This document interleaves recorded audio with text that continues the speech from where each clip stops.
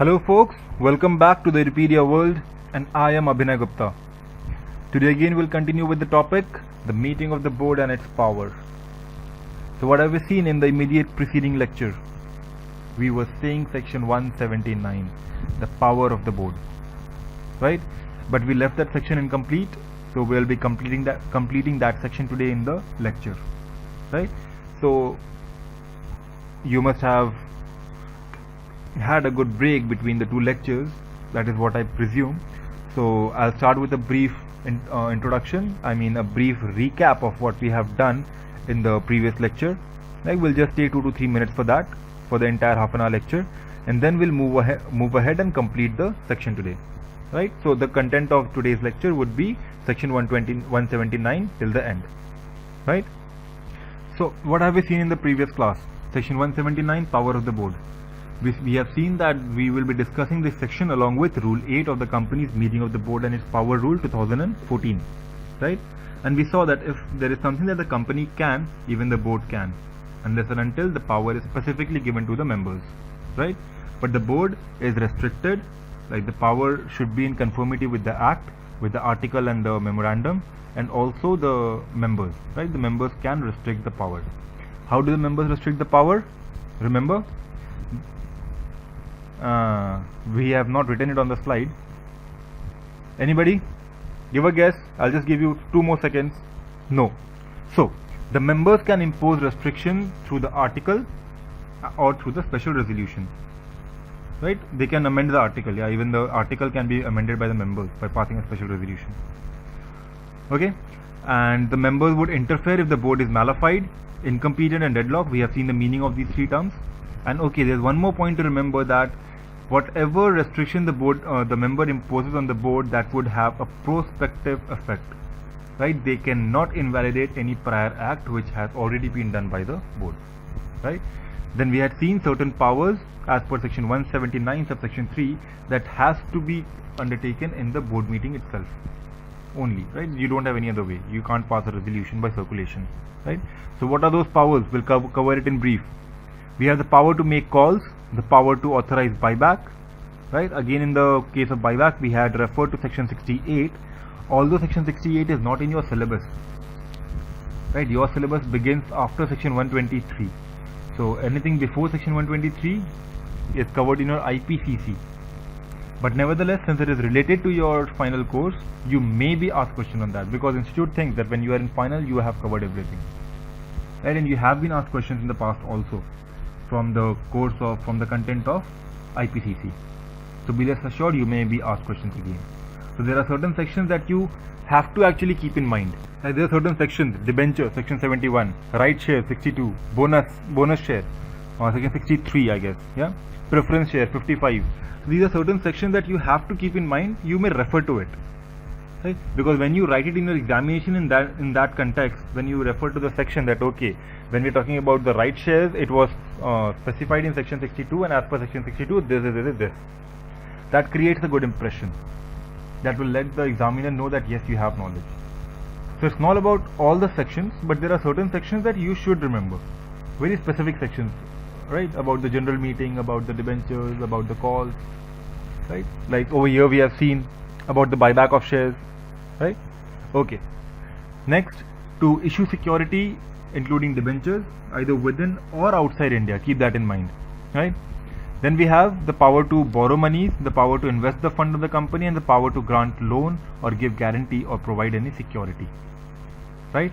Then we had the power to approve the financial statement and the board report. When you prepare the financial statement, when you have given the board report, get it approved in the board meeting itself, right? Then other important powers like diversifying the business, amalgamating, taking over another company, these kind of stuff, right? So you can actually, when you are looking at this power, right, you can prepare blocks for this: make call, buyback, security, borrow, invest, grant loan. It's one block, right? And out of these, first 2 are one block and the next 4 are the second block, actually, you can say, because first 2 deal with shares, right? And then the rest are dealing with borrowing money or granting loan, right? It is about the inflow and outflow of money. Then you have financial statement and board report, a different section altogether. And then about your diversification, amalgamation, takeovers and stuff.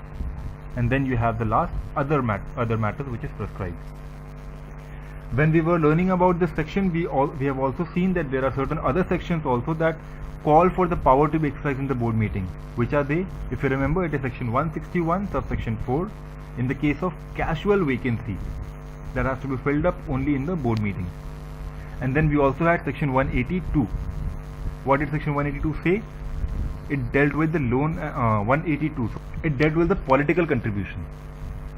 Right, when you have to make a political contribution, hold a board meeting and discuss whom to give the money, how much to give, is it in the interest of the company, do you have any liability on that, do you have any restrictions on making this loan. We have certain things to discuss, right?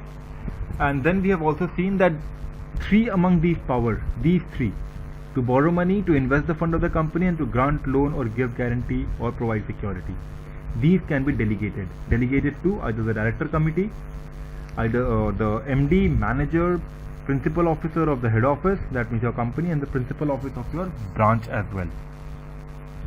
Right, but there are certain restrictions that when you give away the power to borrow money, you will have to also specify the limit as to which they can borrow. If you have like given a limit of 2 crore for an annum, right, and then you have already borrowed 1.2 crores. So the only power left with the director committee or the MD, manager, or the principal officer is to borrow the other 80 lakhs, right? Same goes the case with investment of the fund. How much to invest, where to invest, you will tell them. Same goes with the grant of loan, giving guarantee and security.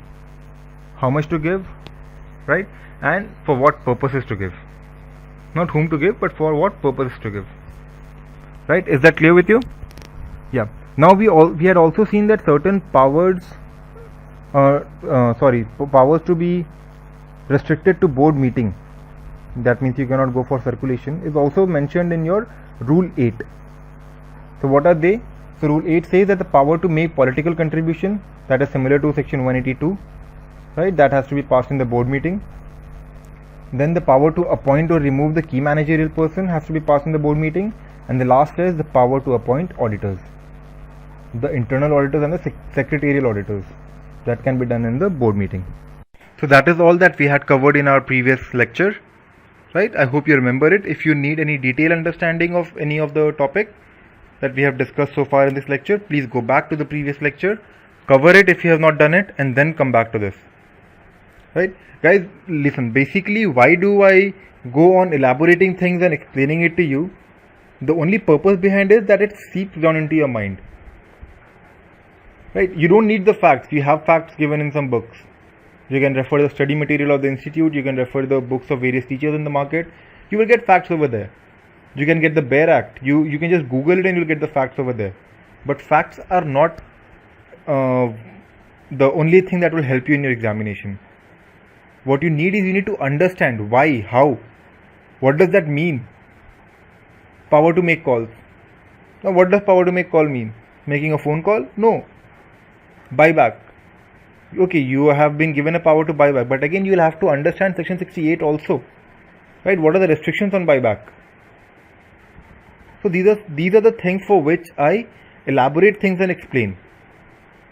So try not to skip any lecture. Okay, this section is being discussed, it's an easy section, we have 3 points over there, it's done, I remember the 3 points. No, you need to understand what that 3 points says, right? So that is the purpose why I elaborate, and again then I revise the old class in the current lecture, so that you get the bullet points in the current lecture and you understand that, yeah, if there is something to understand, then this bullet point will be explained in the previous lecture. Let's go back there and understand. Right, so that should be your approach. Okay. Now let us begin with the lecture today. So the first topic of this lecture would be the power to institute a suit. Right. So we know that instigating a legal proceeding, right? If the company wants to instigate a legal proceeding against someone, then the company can't do it by itself. So who does it? The board, obviously. So instigating a legal proceeding is within the power of the board, we understand, right? But we also need to understand that the shareholders have no right to question, right, the decision of the board to institute a legal proceeding. If the board has instituted a legal proceeding for somebody, that is a part of the management of the company, right? They have sued somebody for some specific purpose, and the management and the shareholders are not involved in the day-to-day activity of the company, so they should not interfere into the legal proceedings that the directors have initiated, right? But again, one thing very specific is to be understood and kept in mind, that is that any director, any managing director or whole-time director, right, these people, these individuals actually, they have no implied authority to institute a legal proceeding. They cannot institute a legal proceeding on behalf of the board. If the on behalf of the company, if the company wants to issue a legal proceeding, it will be done by the board of directors, but not by any individual director. Even though if he's a managing director or a whole-time director, that doesn't matter, right? But yeah, they can do that if they are specifically provided with that power. That means if the board of directors, they authorize any specific person to take ahead these power of the board, right? For example, if they authorize the managing director of the company to instigate legal proceeding on behalf of the company or on behalf of the board as well, right? So if they do that, then he is allowed. Otherwise, the act does not give any implied power into the hands of these people to initiate any legal proceeding. Understand? Right. The second, now we also know that article of association will always govern the working of the company.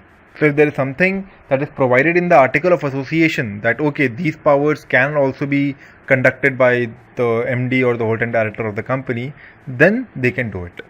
Then nobody will restrict their power, because the act does not imply these power on them, but over here the board is specifically providing this power to them. The article is specifically providing the power to them, right?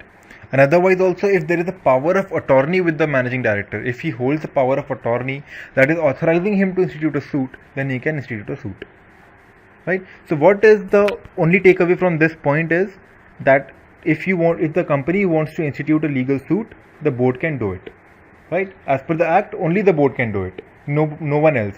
But if the MD, whole-time director or the director, any other person wants to do it, then they can do it if it is specifically provided, either by an authorization by the board or into their article, or if they hold a power of attorney which authorizes them to do so. Right? Clear with that point? Okay. Now what is the next point that we have? The power to ratify acts performed by others. Now who are these others? Others are those people to whom the board has delegated the power. Right? So over here the point is the power to ratify the act performed by others. We're not talking specifically about the power of the board, right?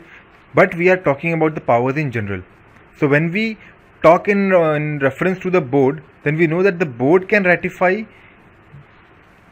all such acts and things that are done by others which the board could have done, right? That means that the board has an authority to do it. The board has the right to do it. So if the board has not done it, if somebody else has done it on behalf of the board can ratify it. And then we'll understand that okay, it is done as if the board has done it. Because the board agrees to it. Even if the board would have done that, the board would have done the same thing. So let us not create complications if it has been done by somebody else and now board is ratifying it, let it be as it is. Rather than reversing it and then again board is passing the same thing and again you're doing the same thing. Why get into cumbersome details, right? So let us get away with those stringent rules and relax the provisions. So if somebody else has done it, no matter. What is our basic problem? Our basic problem is that why have we given the power to the board? Because board of directors have been appointed for that specific task. They have been appointed to manage the company. So we trust them that okay, if they are doing it, they'll do it good. If somebody else has done it, we do not trust. Right? We are not sure whether the person has done it correctly. So if the board is ratifying it, that means the board has checked. So our problem is solved. So we won't interfere, right? But if there is something that had to be done in the general meeting, then obviously the board cannot ratify. The board does not have any power. Right? For example, if there was some act that has to be done in the general meeting, for example, appointment of an auditor or something, or appointment of a director, done in the general meeting, right? But someone else has done it and the board ratifies it, okay, that appointment will be correct. Will that be correct? What do we do with board's ratification? Anyways, the board's vote is invalid over there. We don't count the board over there. right? So in that situation, if there is a task that has been performed by somebody else, for example, if there is a task that had to be performed in the general meeting but has been performed by the board, but still if the general meeting the members ratify it, then it would be valid, right? And that could be depending on situation to situation, whether they need an ordinary resolution to ratify it or they need a special resolution to ratify it. But there is one thing very specific, that neither the board nor the members can ratify any ultra vires act. Right? If there is any ultra vires act that has been committed, it cannot be ratified either by the board in the board meeting or by the members in the general meeting. Got it? Okay. So what is our next provision? Our next provision is filing resolution with the registrar, form MGT 14. Okay. So when we have seen that as per section 179 subsection 3, there are certain powers that have to be taken up by the board in the board meeting itself, right? So when they are taking it up in the board meeting, they are passing a resolution for it. So when they have passed a resolution, there has to be a record with the registrar. So whenever they are passing a resolution for any such power that they have undertaken as per section 179 subsection 3 or as per rule 8, remember we had 3 specific powers given to the board in rule 8 that had to be taken up in the board meeting, the political contribution and stuff, right? Rule 8 says that.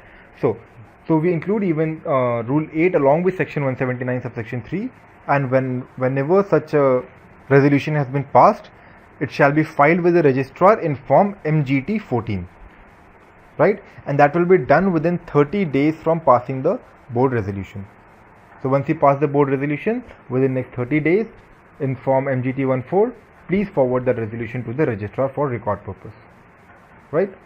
So next, so we have seen the provisions for the borrowings and making loans and etc. that the board of directors will have to pass in the board meeting and stuff, right? We have seen such provisions already in section 179 subsection 3, right? But now there is a confusion. What if the company is a banking company? So when we are talking about the loans, when we are talking about the deposits, so what will be the loans and deposit in the context of banking company, right? What borrowings or what lending would we consider as loans or deposits, right? So for this, the section 179 has given you certain clarifications also. Section 179 subsection 10 to be very specific, right? It deals with the provisions that are applicable on a banking company, right? So over there, what it means that if there is any acceptance, right? If you are accepting any deposit or you are borrowing from RBI or State Bank of India, that means if there is any acceptance of deposit of money from the public by the banking company, shall not be deemed to be the borrowing of money, right? Whether or not it is repayable on demand or otherwise, we don't care about that. If you are accepting deposit from public, that is not your borrowing, right? Now there is certain other situation when the bank actually needs some money, right? There is for example, if you consider that there is lack of liquidity, right, and you want some money, you go to the RBI and you ask them, okay, RBI, I need 30 crores or 40 crore rupees for this is a situation. Or you go to the State Bank of India, or if not them, you go to any other banking company, not just the companies established under the Banking Regulation Act, but any other banking company under any act. Obviously, that means not just in the Companies Act, but also under any other act. That means the Banking Regulation Act as well. Means if there is any banking company, any state bank, reserve bank, these people, if you are approaching them for some borrowing, right, that will not be actually considered borrowing. That means section 179 subsection 3 that we were talking, that you will have to call a board meeting and this will not be applicable on them.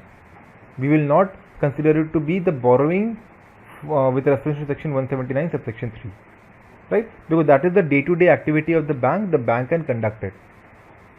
If they have given the power to any particular director, that director is sufficient for that compliance.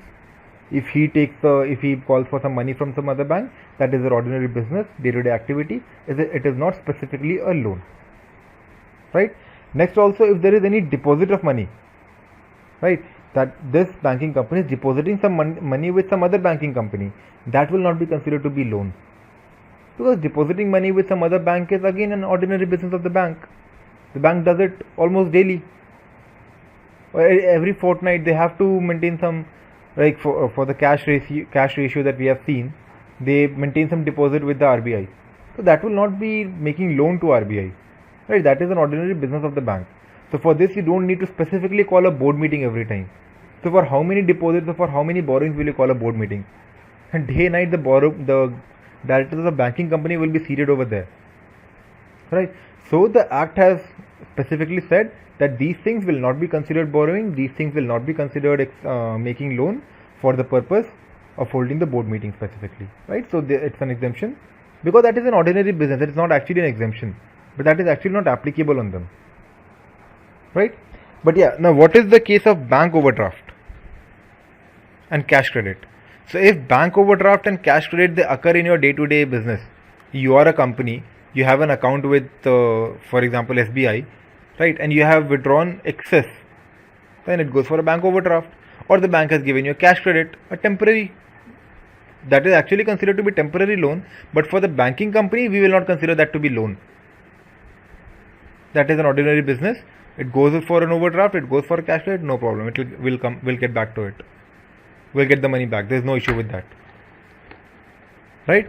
But if the other company has some specific condition for borrowing, means if the money is specifically borrowed, they come and they do the proceedings and they say we want certain overdraft or cash credit for this year for this amount, then they do all the documentation, they get it processed and they get it approved.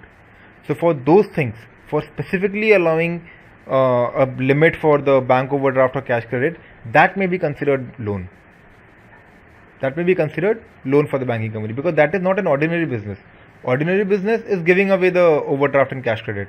But if somebody has come for some specific task and demanded that thing, and then you had gone through all the procedure to approve it, then that will be considered as making loan. So for that you may pass a board meeting. You may call for a board meeting, right? But any bank overdraft or cash credit which is arising and being cancelled on day-to-day activity, that will not be considered as loan, right? So that is one thing that we need to keep in mind. And finally, we know that shareholders, they can restrict the power of the board, right? Obviously prospectively, right? Remember, it is prospective. So they are empowered to impose such restrictions and conditions that they think is fit, right, for the proper governance of the company. They can do it, right?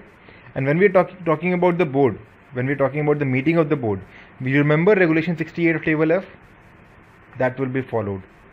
So a resolution will be passed by the majority, right? Unless another something specific is given in your article, the article can say that all the resolution will be passed by unanimous voting. We have seen that already. So article can even say that. But unless an article specifically says something, some weird statements like that, until there is something specific, you will always follow regulation 68 of table F, and that model says that you will follow the majority system, right? So that was all about the provisions of this chapter, of this section 179, right? So that would be the end of our lecture. But before closing the lecture today, before concluding it, I would like to discuss some of the questions that have appeared in your past examinations, right? So we'll wind up the entire section altogether. We'll discuss the questions and we'll wind up, okay? Because anyways, we did not have a lot of questions asked. You have been asked a question in May 2003, May 2010 and November 2010. Right, 2-3 questions you have been asked. So let us see what are the topics on which you had been asked questions. So basically twice in your examination, in May 2003 and May 2010, you had been asked questions referring to the section 179 subsection 3, the specific power, like the specific conditions where the board had to exercise their power in the board meeting only, right? And for that also specifically you had the power for the buyback. You had the question on buyback, right? Whether if the company wants to buy back a share up to 10%. So what is the provision? What will be the provision beyond 10%? So you will have to write about section 68. So you got it? So you have been asked a question from your IPCC content, section 68. Because the institute thinks that if you are in the final, you have covered your IPCC and now the entire provisions of all the sections are applicable on you. So although that is not a part of your course, you cannot go and blame the institute that you have asked a question out of syllabus, because that is a sub part of your course. So you will talk about section 68. You will say that up to 10%, the article needs to authorize. Article needs to authorize for anything. If whenever you want to go for a buyback, you need article's authorization. You need a specific provision in the article, right? But up to 10%, even the board resolution will suffice. That is enough. You don't need anything specific. But beyond 10%, you will have to pass a special resolution in the general meeting whether that buyback should be allowed, right? Because that will ultimately affect the share capital, right? That will result in the reduction of share capital. So do the shareholders agree with it? A special majority, do they agree? If they do, pass it, no issues, right? That is all you need to write over there. Now the point is, how do you write your answer? What should be the text of your answer? So you will specify section 179 subsection 1. The board is entitled to exercise all such power as the company is authorized to exercise. You will write all those things, right? And then you will write the provisions of section 179 subsection 3 and everything, right? That board shall exercise the power only by board meeting, by passing a resolution and stuff. You will write about those things. You will write the entire story, and then you will refer to section 68. Section 68 subsection 2 to be very specific. That it says that no company shall buy back its own share or other specified security unless. That means section 168 does not only deal with the buyback of shares, it also deals with buyback of securities. And we are also talking about buyback of shares and securities. Please keep that in mind. Otherwise, maybe you're sitting in the examination and then you see the word security and you start rotating your mind. No, we were talking about shares. Now we think there's a twist in the question. No, there is no twist in the question. If you're getting shares and securities, because the section deals with shares and securities, don't be confused, right? So you write over there that the buyback is authorized by the article or a special resolution is passed in the general meeting. Then you will write that however a company may buy back its own share or other specified security without being authorized by special resolution. And when can that be done? If the buyback is 10% or less of the aggregate paid up share capital and free reserves. Remember, generally in this act, wherever you see the average or the limit that deals with your share capital, that will generally cover the free reserves, right? Because all alone share capital will be a very nominal amount, right? And then you will also write that it has to be authorized by your article, right? And then it will be concluded. Next question that you were asked in CA final November 2010 examination was dealing with the legal effects of borrowing that is made by the director without any authorization. Then again you will write the first provision that okay, the board has the power to delegate some of its powers to managing director, the director committee, the manager, right, and the person from HR and branch, whatever we have seen already in the section. So it can do that by passing a special resolution, right, and board may delegate with reference to certain conditions, right, as it deems fit. But now the case is, if for example I am an outsider, right, I don't know whom has the board authorized. They will not come to me with the authorization letter, I am authorized, give me the money. No, they'll just come to me from this company, give me the money. So if I'm lending the money to the company, I'm lending it to certain director who has come to me, who has approached me for that money, right, and I have given him. Now suppose if there is a case that the director was not authorized by the board to borrow money, but he came to me and he took the money. I have given it to him. I am always giving the money on good faith, right? So the doctrine of indoor management will apply. I will always think that internally the company has decided, the company has sent the director, that means internally they must have authorized him, right? I will not go to the core and see whether or not the authorization has been passed, whether or not the board has called a meeting for delegating the power. I don't know those things. That is the internal matter of the board, right? So if I am a bona fide lender, I will at any point of time have the power to regain the money from the company. If I want back my money, I'll charge the company for that, and the company will have to pay it to me if the money is used for the company, whether or not that director was liable. We don't care with that, right? Because the doctrine of indoor management is enforced over there, right? And the recovery of that money will be liable. So the company will bear the loss, right? The company shall be held liable if the money borrowed by the board is used for the benefit of the company, right? And even if that borrowing is unauthorized, the company will be liable to repay. And you also had the case for that was with the Lakshmi Ratan Cotton Mill Company Limited versus JK Jute Mill Company Limited. You had a similar case over there, right? So with that, section 179 comes to an end. We have covered 2 lectures on that already, and here we'll put an end to this section, right? If you have any query, please return back to the lecture. Don't hesitate. Go through it once more. You'll just spend more 15-20 minutes, but you will be very clear with the provisions, right? So in the next class, we'll be covering the next section that will be in the series of 180 now. Until then, this is Abhinay Gupta signing off. Thank you. Bye-bye.